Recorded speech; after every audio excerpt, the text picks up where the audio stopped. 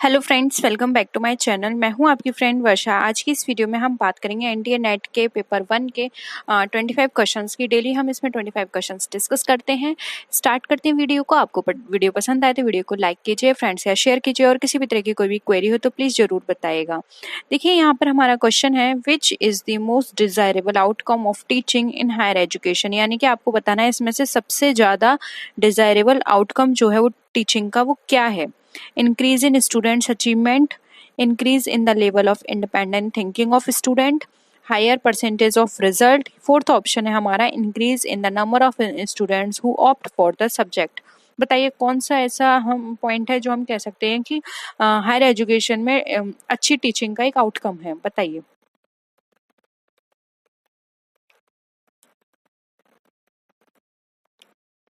क्या होगा आंसर।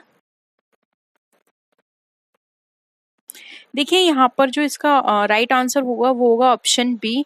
अगर किसी भी स्टूडेंट में थिंकिंग पावर बढ़ रही है, वो खुद उस चीज़ के बारे में सोच रहा है, पहले से ही चीज़ों को जानने की कोशिश कर रहा है, अंडरस्टैंडिंग लेवल उसका बढ़ रहा है, यानी कि उसकी जो भी टीचर है वो उसको बहुत अच्छे से समझा रही है, तभी उसकी थिंकिंग लेवल जो है वो बढ़ रहा है।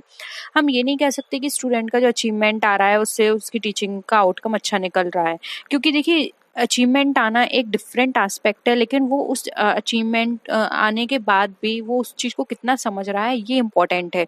तो इसलिए ऑप्शन ए नहीं होगा। Second, percentage of result. अब हायर परसेंटेज आ रहे हैं वो भी एक अलग एस्पेक्ट हो गया, जो कि हमारा ऑप्शन ए से ही मैच कर रहा है। एंड डी ऑप्शन देखें तो यहाँ पर कोई भी स्टूडेंट उस सब्जेक्ट को ऑप्ट कर रहा है, ये कोई यहाँ पर हम नहीं कह सकते कि डिजायरेबल आउटकम है। डिजायरेबल आउटकम तभी निकल कर आएगा जब स्टूडेंट खुद उस सब्जेक्ट के बारे में सोच रहा है, उसके बारे में खुद से समझने की कोशिश कर रहा है। ठीक है, ऑप्शन बी यहाँ पे इसलिए हमारा करेक्ट है।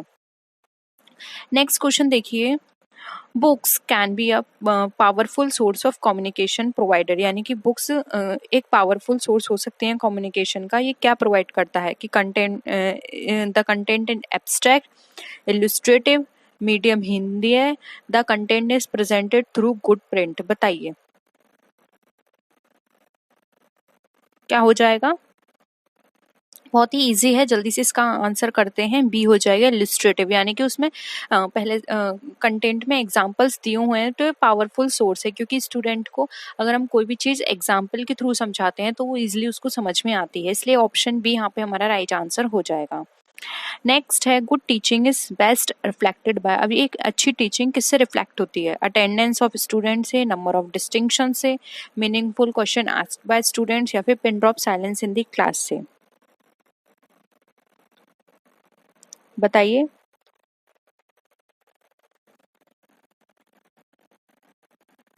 क्या हो जाएगा।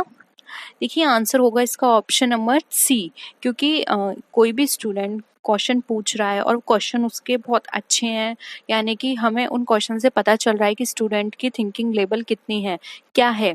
तो यानी कि बताता है कि टीचिंग अच्छी चल रही है क्लास में। लेकिन सिर्फ स्टूडेंट अटेंडेंस है, वो ध्यान नहीं दे रहे, तो ये भी गलत है। नंबर ऑफ डिस्टिंक्शंस भी नहीं होगा, और ना ही pin drop silence. Class pin drop silence है, लेकिन कोई भी उस सब्जेक्ट को समझने की कोशिश नहीं कर रहा, तो ये भी गलत है। इसलिए ऑप्शन सी करेक्ट होगा।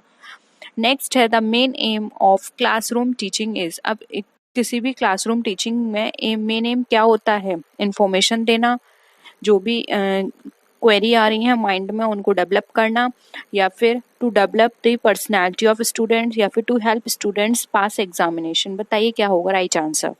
मेन एम क्या होता है किसी भी क्लास का?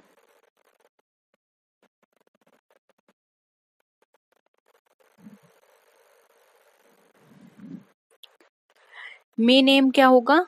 जो भी क्वेरी आ रही हैं उनको सॉल्व करना, डेवलप करना इंक्वायरी माइंड्स। ठीक है, क्योंकि जब तक क्लासरूम में या स्टूडेंट के माइंड में क्वेरी नहीं आएगी, तब तक क्वेरी का मतलब है कि वो उस चीज़ को समझने की कोशिश कर रहा है। ठीक है, तभी तो वो उसके माइंड में होगा कि हाँ ऐसा इस सिचुएशन में भी होगा क्या। क्या हम वो चीज़ जो भी हम सुन रहे हैं उसको डिफरेंट डिफरेंट सिचुएशन में लगाने की कोशिश करते हैं, तो इसका मतलब हम उस चीज़ को समझने की भी कोशिश कर रहे हैं। ठीक है, नेक्स्ट है, students prefer those teachers who. यानी कि स्टूडेंट्स किन टीचर्स को प्रेफर करते हैं? Dictates note in the class, यानी कि जो डिक्टेट करे, जो इम्पोर्टेंट क्वेश्चन बता दे क्लास में एग्जाम से पहले, या फिर जो डिफिकल्टीज आ रही हैं सब्जेक्ट मैटर में उनको क्लियर करे, या फिर देम सेल्फ डिसिप्लिन, जो उनको डिसिप्लिन में रखे। देखिए प्रैक्टिकल लाइफ से बिल्कुल मैच मत करिएगा, क्योंकि प्रैक्टिकल में स्टूडेंट्स तो को वो टीचर्स पसंद आती हैं जो उनको उनके अकॉर्डिंग काम करते हैं। जब स्टूडेंट कहे कि नहीं आज नहीं पढ़ना तो हाँ नहीं पढ़ना, इस तरह का मत सोचिएगा। बताइए क्या हो जाएगा? यस बिल्कुल करेक्ट, ऑप्शन सी यहाँ पे सही हो जाएगा, क्योंकि यहाँ पर कोई भी सब्जेक्ट मैटर में डिफिकल्टी आ रही है उसको टीचर सॉल्व कर रहा है, स्टूडेंट्स को वो टीचर्स अच्छे लगते हैं, ठीक है, उन टीचर्स को वो ज्यादा प्रेफर करते हैं, इसलिए ऑप्शन सी राइट आंसर हो जाएगा।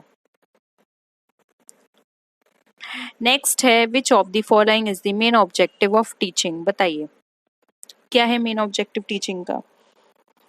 इंफॉर्मेशन देना सिलेबस से रिलेटेड, स्टूडेंट्स को एग्जाम के लिए तैयार करना, और उसको जॉब मिलने में उसकी हेल्प करना, और जो भी डेवलपमेंट करना उसके अंदर थिंकिंग को। बताइए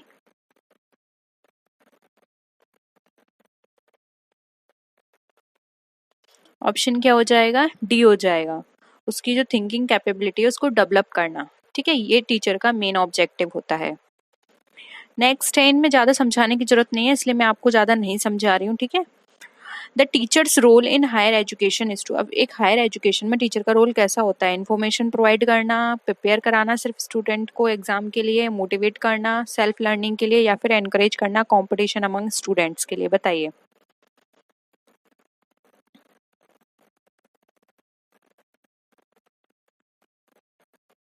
सी हो जाएगा, प्रोवाइड करना इन्फॉर्मेशन को, और मोटिवेट करना सेल्फ लर्निंग के लिए, और इनकरेज करना कंपटीशन के लिए। क्योंकि देखिए हायर क्लासेस में, हायर एजुकेशन में क्या होता है, कंपटीशन के लिए एनकरेज करेंगे तो खुद से सीखेंगे, खुद से समझेंगे, और कंपटीशन में बैठने से उन्हें और स्टूडेंट के साथ सीखने का भी मौका मिलता है। उन्हें पता चलता है कि हाँ जिसके संग हम कॉम्पीट कर रहे हैं वो स्टूडेंट कितना होशियार है, या फिर वो कितने उसके अंदर नॉलेज है, तो वो खुद से और अपने आप को इम्प्रूव करने की कोशिश करते हैं। ये कंपटीशन बेसिकली बड़ी क्लासेस में खुद को इम्प्रूव करने का एक मौका होता है, जिससे कि हम देख सकें कि हाँ कंपटीशन इस लेवल का है, तो हम खुद को डेवलप करते हैं उसके अकॉर्डिंग, ठीक है। इसलिए ऑप्शन थर्ड हमारा राइट आंसर हो जाएगा, सिर्फ एग्जाम के लिए प्रिपेयर कराना इसका नहीं होगा। नेक्स्ट है an effective teacher will ensure, एक इफेक्टिव टीचर क्या इंश्योर करेगा? Cooperation among his students, laissez faire role, competition among students, competition और cooperation as the situation demands. बताइए बहुत ही सिंपल क्वेश्चंस हैं और इनके आंसर आप इजीली कर सकते हैं। एक इफेक्टिव टीचर हमेशा ये एंश्योर करेगा कि वो कंपटीशन और कोऑपरेशन दोनों को साथ में लेके चले, यानी कि जब उसे लगता है कि स्टूडेंट्स यहाँ पर बहुत ही अच्छे से पढ़ रहे हैं, लेकिन यहाँ पर हमें उन्हें और भी ज़्यादा एनकरेज करना है, तो हम क्या करेंगे, एक कंपटीशन कंडक्ट कराएंगे जिससे कि हर बच्चा अपना बेटर शो कर सके उस कंपटीशन में, एंड कोऑपरेशन भी रखेंगे स्टूडेंट्स के साथ, ठीक है। नेक्स्ट है a new teacher to start with will have to, यानी कि एक न्यू टीचर जो है वो स्टार्ट करेगा क्या? Enforce discipline in class, establish rapport with the students, और cut jokes with the class students, and tell the students about his qualification. बताइए अपनी क्लास एक न्यू टीचर किस तरह से स्टार्ट करेगा?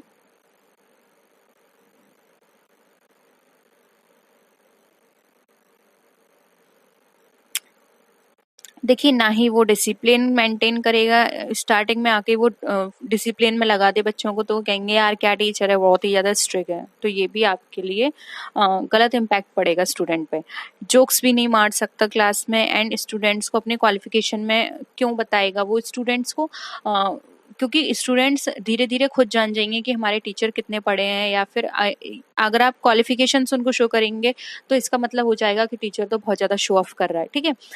आप उनको अपने उनके साथ एक कॉर्डिनल यहाँ पे हम बात करें तो एक रिलेशन डेवलप कर सकते हैं, खुद को भी कंफर्ट कर सकते हैं एंड स्टूडेंट्स को भी, क्योंकि कई बार स्टूडेंट्स क्या होते हैं, न्यू टीचर आता है तो वो कुछ भी बोलना या शुरू में आप उनको कुछ पढ़ा रहे हैं तो वो हेजिटेट करते हैं कुछ भी पूछने में।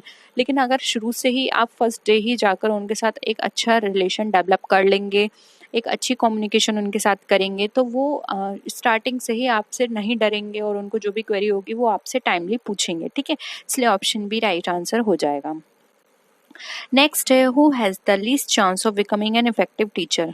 किसमें ऐसा हम कह सकते हैं कि लीस्ट चांस है एक इफेक्टिव टीचर को बनने के लिए?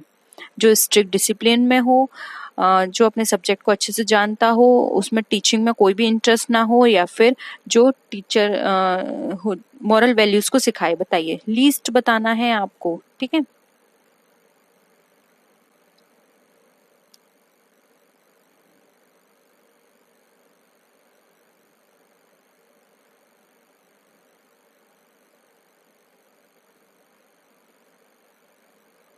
देखो इफेक्टिव टीचिंग में लीस्ट क्या है, सबसे ज्यादा लीस्ट जो यही हो गया कि उसको खुद ही इंटरेस्ट नहीं है। जब उसको इंटरेस्ट नहीं है टीचिंग में तो वो स्टूडेंट्स को क्या सिखाएंगे। ठीक है, ऑप्शन सी यहाँ पे हमारा सही है। नेक्स्ट है, a teacher can establish rapport with students by playing the role of a guide who desires to help them, becoming a figure of authority, impressing the students with knowledge, या फिर implementing strict rules। बताइए किस तरह से वो करेंगी एक teacher. Option A हो जाएगा, आप उनको एक गाइड की तरह उनकी हेल्प कर सकते हो, जिससे कि स्टूडेंट्स ना कि सिर्फ एकेडमिक, उनकी और भी प्रॉब्लम है, उनकी फैमिली प्रॉब्लम है, उनकी पर्सनल प्रॉब्लम है, वो भी आपके साथ शेयर कर पाए। लेकिन एक आपको डिस्टेंस मेंटेन रखना है। ठीक है, इतना भी आपको उनके साथ इतना भी आपको इनफॉर्मल नहीं होना है कि फिर उनके अंदर से आपका खौफ खत्म हो जाए, वो ना पढ़ें, क्योंकि ये भी एक अलग डायरेक्शन में जा सकता है। तो आपको एक डिस्टेंस के साथ उनके साथ इस तरह का बिहेवियर रखना है, क्योंकि कई बार क्या होता है, स्टूडेंट बहुत अच्छा होता है पढ़ने में, लेकिन कई बार उसकी फैमिली प्रॉब्लम्स की वजह से वो उतना अच्छा वहाँ पे शो नहीं कर पाता, या फिर अपना काम इतने अच्छे से नहीं कर पाता, उसका रिजल्ट बहुत डाउन चला जाता है। तो एक टीचर को ये अपने स्टूडेंट के बारे में पता होना चाहिए क्या प्रॉब्लम है, और अगर हो सकता है तो वो उसको सॉल्व करने की कोशिश करनी चाहिए, अगर टीचर के बस में है तो। तो ये सारी चीज़ें टीचिंग पे बहुत इफ़ेक्ट डालती हैं। तो उसको इस तरह का बिहेवियर होना चाहिए एक टीचर का, कि अगर किसी भी स्टूडेंट को इस तरह की गाइडेंस चाहिए तो वो अपने टीचर से आके बात कर सकें और टीचर उनको रिजॉल्व कर पाए। ठीक है, ऑप्शन ए यहाँ पे हमारा राइट आंसर हो जाएगा। नेक्स्ट है, the quality of teaching can be assessed. अब एक टीचिंग क्वालिटी जो है वो किससे असेस की जा सकती है? एनुअल एग्जाम के रिजल्ट द्वारा, अटेंडेंस, स्टूडेंट की अटेंडेंस से, या फिर quality of interaction of students in the class, या फिर साइलेंस इन द क्लास। बताइए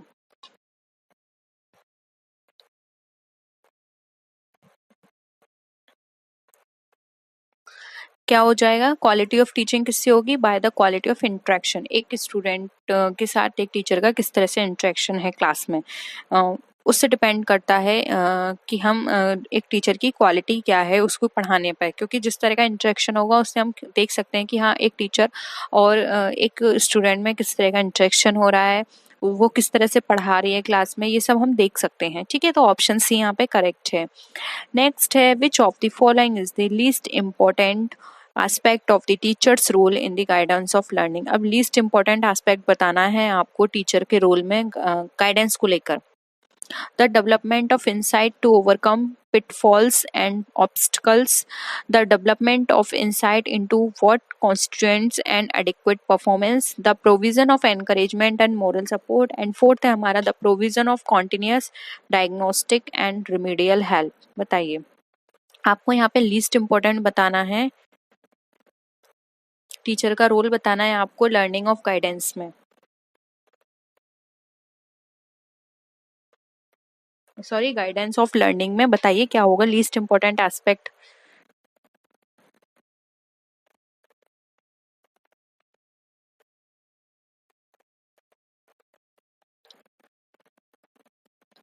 क्या हो जाएगा? ऑप्शन ए, ये लीस्ट इम्पॉर्टेंट एस्पेक्ट है किसी भी स्टूडेंट को गाइड करने का एक टीचर के रोल में, क्योंकि जब वो ओवरकम करेगी उसके पिटफॉल्स एंड ऑब्स्टिकल्स, तो जरूरी नहीं है कि वो उसको गाइड करे। यहाँ पर उनको बस ये अपने स्टूडेंट को इस तरह से फील कराना है कि नहीं, वो अकेले नहीं है किसी भी सिचुएशन में।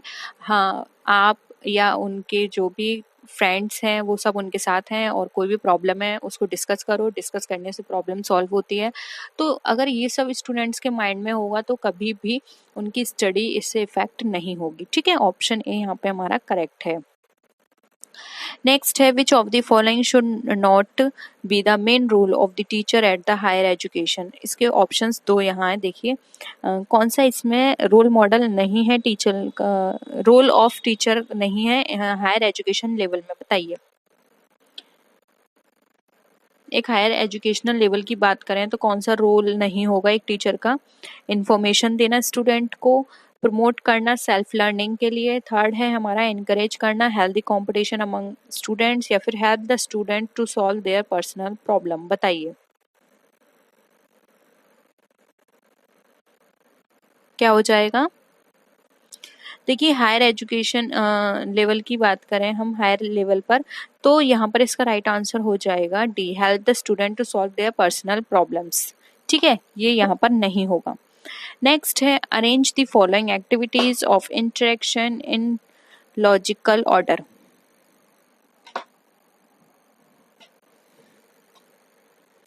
लॉजिकल ऑर्डर में बताइए आपको, analysis of work done, planning and preparation, presentation of material, या फिर मॉडिफिकेशन एंड इम्प्रूवमेंट। सबसे पहले क्या आएगा? सबसे पहले हम प्लानिंग की बात करते हैं, फिर क्या आएगा हमारा प्लानिंग के बाद? प्रेजेंटेशन, फिर एनालिसिस करेंगे, और फिर उसके बाद कोई भी अगर हमारा रिजल्ट हमारे अकॉर्डिंग नहीं आया है जैसा हम चाह रहे थे, तो उसके बाद हम मॉडिफिकेशन करेंगे और उसको इम्प्रूव करने की कोशिश करेंगे। तो यहाँ पर हो जाएगा हमारा 4, 2 3 1 4, ऑप्शन बी यहाँ पे हमारा राइट आंसर है। नेक्स्ट है, effective teaching means all the following except a teacher teaches with enthusiasm, a teacher finds fault in his students, a teacher puts emphasis more on teaching than on class control, a teacher is interested in making the subject matter understood rather than on completing the course, बताइए।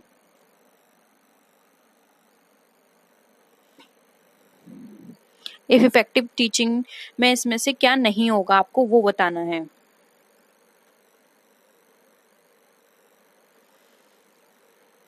B हो जाएगा, एक teacher को कभी भी अपने students में कमी नहीं निकालनी चाहिए, क्योंकि इससे स्टूडेंट्स का जो कॉन्फिडेंस होता है वो डाउन होता है। आपको कमी नहीं निकालनी है, हाँ जो कमी है उनको आपको पॉजिटिव वे में उसको समझाना है कि हाँ आप ऐसे नहीं करना, फ्यूचर में ये हो जाए, लेकिन हाँ कि आप ये करते हो, आप ऐसे हो, आप वैसे हो, इस तरह से बोलेंगे तो उनका जो कॉन्फिडेंस है वो डाउन होगा, और इससे लर्निंग भी इफेक्ट होगी। तो आपको कभी भी अपने स्टूडेंट में कमियां नहीं निकालनी है, आपको बस उन कमियों को पता करना है, उनको डायरेक्ट नहीं बोलना है, उनको पता करिए और उसको रिजॉल्व करने की कोशिश कीजिए, लेकिन कभी भी स्टूडेंट को आपको वो कमियां नहीं बतानी है। ठीक है, नेक्स्ट है, if some students fail in the examination it is the fault of. अगर कोई भी अगर कुछ स्टूडेंट्स फेल होते हैं तो ये किसका फॉल्ट है? एक टीचर का, प्रिंसिपल का, स्टूडेंट का खुद का, या फिर हम इसको जनरलाइज नहीं कर सकते, बताइए। देखिए, यहाँ पे ऑप्शंस इस तरह के दे रखे हैं, तो किसी भी एक को इसके लिए ब्लेम करना मुश्किल है और गलत भी होगा, इसलिए हम ये कह सकते हैं कि it can not be generalised, क्योंकि हमें नहीं पता वो स्टूडेंट किस वजह से फेल हुआ। क्योंकि कुछ स्टूडेंट्स है, अगर होल स्टूडेंट्स होते तो हम कह सकते थे कि टीचर है या उसकी टीचिंग है, लेकिन कुछ स्टूडेंट्स हुए तो हो सकता है कि शायद उनको वो सब्जेक्ट पसंद ना हो, या फिर हो सकता है कि जिस समय एग्जाम हुए वो स्टूडेंट्स किसी और चीज़ में एंगेज हों, यानी कि कंपटीशन या फिर को करिकुलर एक्टिविटीज़ में एंगेज हों, तो हम यहाँ पे नहीं कह सकते। या फिर हो सकता है वो जो स्टूडेंट्स हैं वो खुद नहीं पढ़ते हों, टीचर बहुत अच्छे से समझाता है लेकिन उनका ही मन नहीं हो पढ़ने में, तो हम ये नहीं कह सकते, इसलिए ऑप्शन डी राइट आंसर हो जाएगा। नेक्स्ट है, a teacher who is not able to draw the attention of his student should, यानी कि एक टीचर अगर अटेंशन नहीं ले पा रही है अपने स्टूडेंट्स का तो उसे क्या करना चाहिए? evaluate his teaching method and improve it, resign from the post, find fault in his pupils या फिर start dictating। ईजी है, इससे भी आप इजीली बता सकते हैं कि उसको ये देखना है कि अगर वो स्टूडेंट का अटेंशन नहीं ले पा रहा है टीचर, तो हो सकता है कि शायद उसके मेथड में प्रॉब्लम हो, या फिर हो सकता है कि उनके टीचिंग करने का तरीका सही ना हो, तो उसको उन्हें ठीक करना है, उसको इम्प्रूव करना है। ठीक है, तो ऑप्शन ए यहाँ पे हमारा राइट आंसर हो जाएगा। नेक्स्ट है the primary task of a teacher is. अब एक प्राइमरी टास्क क्या है टीचर का? To teach the prescribe curriculum, यानी कि प्रेस्क्राइब करिकुलम पढ़ाना, स्टिमुलेट करना स्टूडेंट्स लर्निंग को और उनको गाइड करना, और प्रोवाइड करना diagnostic and remedial instructional facilities जहाँ भी ज़रूरत हो, और प्रमोट करना habits of conformity to adult demands and expectation. बताइए, प्राइमरी टास्क पूछा गया है आपको जो मोस्ट इम्पोर्टेंट है, तो वो अगर हम मोस्ट इम्पोर्टेंट पॉइंट की बात करें तो एक टीचर के लिए मोस्ट इम्पोर्टेंट चीज़ क्या होगी? स्टूडेंट को अंडरस्टैंड कराना, उनकी लर्निंग बेटर करना। तो यहाँ पे इसलिए ऑप्शन बी राइट आंसर हो जाएगा, to stimulate and guide the students learning. ठीक है, नेक्स्ट है which of the following teachers behaviour suggest a dimension of unsuccessful teacher behaviour.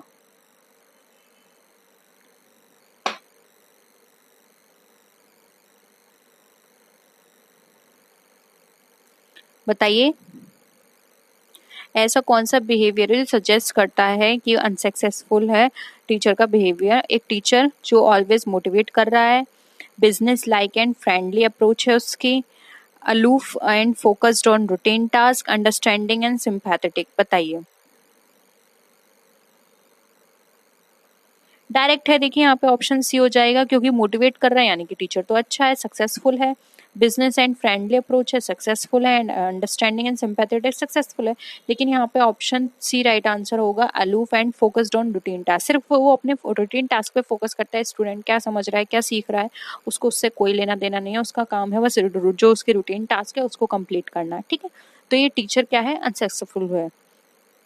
Next है अ टीचर, एक टीचर उसको जो भी वो टॉपिक पढ़ाएगा क्लास में उसको ओवरव्यू करना। ठीक है, फिर है should have good communication skill, उसकी कम्युनिकेशन स्किल अच्छी होनी चाहिए, उसकी कमांड होनी चाहिए सब्जेक्ट पर, या फिर ऑल ऑफ दी अबव। बताइए क्या होगा? डी हो जाएगा, जो भी क्लास में पढ़ाया है उसका ओवरव्यू देना चाहिए, उसकी स्किल्स अच्छी होनी चाहिए, और जो भी उसका सब्जेक्ट है उस पर उसकी कमांड होनी चाहिए, यानी कि मास्टरी होनी चाहिए। तो ऑल ऑफ दी अबव यहाँ पर राइट आंसर हो जाएगा। नेक्स्ट है which of the following is desirable from a new teacher as his or her professional responsibilities. Desirable क्या होगा एक न्यू टीचर के लिए? उसकी प्रोफेशनल रेस्पॉन्सिबिलिटी में चेंज कराना कोर्स करिकुलम को, cooperate with the fellow teacher despite the differences, या फिर फोर्थ ऑप्शन थर्ड है हमारा, follow the procedure of the institution, या फिर नन ऑफ द अबव। बताइए क्या होगा इसका आंसर? देखिए यहाँ पर इसका जो आंसर होगा, डिजायरेबल सबसे ज्यादा है कि जो भी उसके फेलो टीचर्स हैं उनके साथ उसको कॉपरेट करना है। ठीक है, तो ये उसकी प्रोफेशनल रेस्पॉन्सिबिलिटीज का पार्ट होता है। नेक्स्ट आते हैं, the greatest important cause of failure in beginning for a teacher lies in the area of।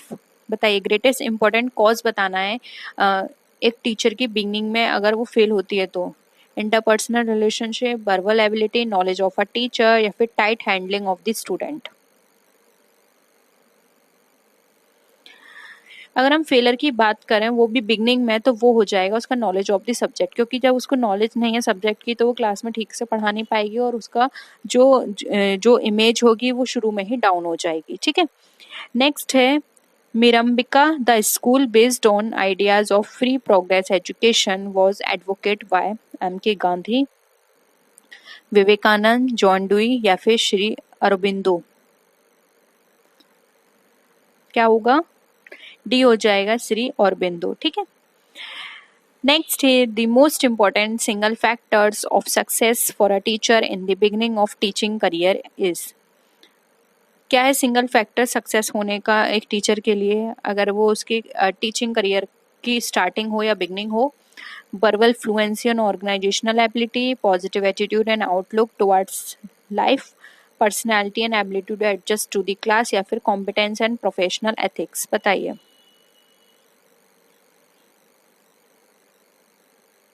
क्या होगा? सी हो जाएगा। मोस्ट इम्पॉर्टेंट सिंगल फैक्टर है उसकी पर्सनैलिटी और एबिलिटी कि वो क्लास में किस तरह से एडजस्ट कर रहे हैं। ठीक है, ऑप्शन सी राइट है। तो यही थे हमारे आज की 25 क्वेश्चंस। होप यहाँ पर आपको काफ़ी सारी चीज़ें क्लियर हुई होंगी। किसी भी तरह का डाउट हो तो प्लीज़ ज़रूर बताइएगा। नेक्स्ट वीडियो में मिलते हैं, तब तक के लिए टेक केयर, बाय बाय।